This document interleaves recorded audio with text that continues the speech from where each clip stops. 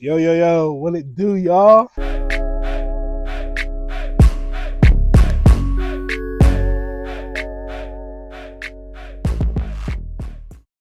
All right, so we're here. The last and final section of checking your lowrider hydraulic system electrical with a multimeter. This is the final section. You're able to test your switches also. If you didn't watch my other 2, 3, 4 videos, I can't remember how many I just recorded. Make sure you go check those out. But you can watch this if you want. It's all the same thing. They all tie in together. You can do what you want. I'm just here to help. You know what I mean? Just trying to put the knowledge out. Here comes my neighbor. He's going to beep at me. He does it every time. What I tell you? For this section, you can use voltage. I personally use continuity. So we're right back to it. We're going to get our multimeter setting to continuity. Beep, beep, beep, beep, beep. All right. Let me actually grab a switch.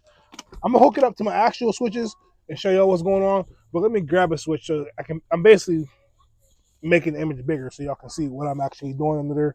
And y'all got an understanding. So we'll be right back. All right, so my nephew popped up. Say hi. Hi. Say hi to the camera. Hi, Cam. Hi, camera. Say hi. Hi. Here. Say here. Say hi. Hi. All right. So I got me a switch here. And we're going to go ahead and let me explain this. This is more so for stuck switches, I'm going to guess. I personally have never had a stuck switch. So I've never experienced that in my life, but I'm just going off of what I think. I mean, what'd you just drop? You took off your ground. Huh? You unclipped your ground. Oh. So a stuck switch, I'm guessing the internals on the inside get stuck. The switch doesn't actually look stuck, like it's stuck up or down in the dump or up position. So we're just going to go off of that. Okay. Say you plug your car in, and I guess if it's stuck, it may spark at the ground, or it may when you plug the quick disconnect in, it may try to rise up, something like that. Obviously, symptoms of a stuck switch and stuck solenoids are the same, so you're trying to figure out which is which. So you would take your multimeter, put it on the continuity setting, okay?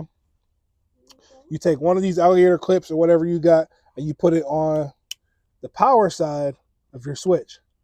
And if you want to check to see if it's stuck in the up position, what you would do is you would take your other alligator clip or probe or whatever you got, and you would connect it to the bottom side of the switch, because switches are wired backwards. I got a video on that. Make sure you check that out also. And as soon as you connect it, if it goes beep, that means your switch is stuck. If you want to make sure it's stuck, see if it's stuck in the dump position, you do the opposite. Put the alligator clip on top, and if it goes beep, that means what? It's stuck. All right. And again, that would probably mean the internals are stuck, not what you see on the external. Again, I personally have never had a stuck switch, but I'm just going off of what I think I know. What'd you say? Huh?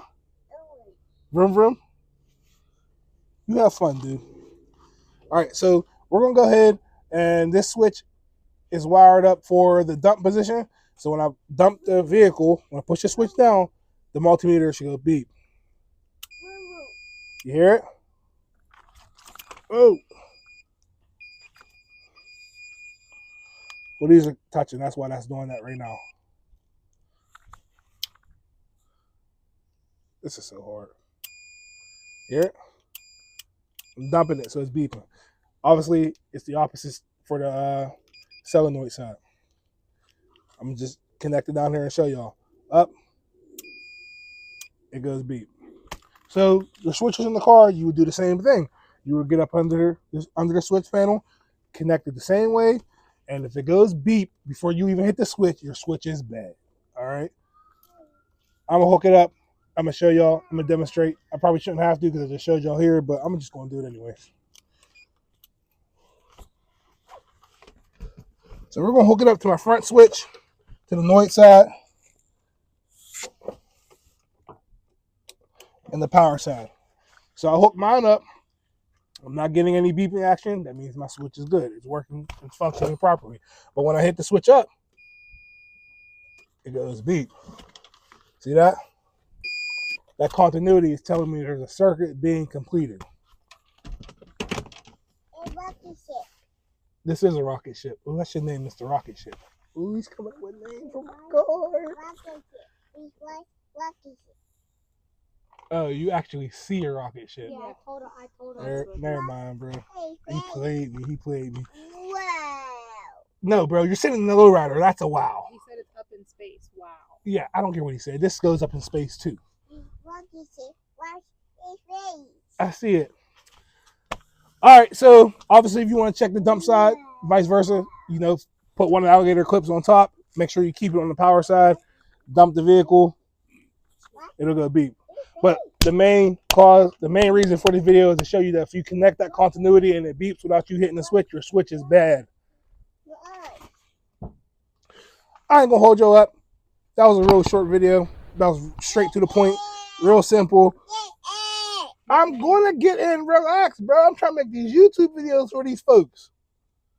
You be watching YouTube? A rocket ship. Yeah, there's a rocket ship. It's like a face. All right, the nephew wants me to get in the car.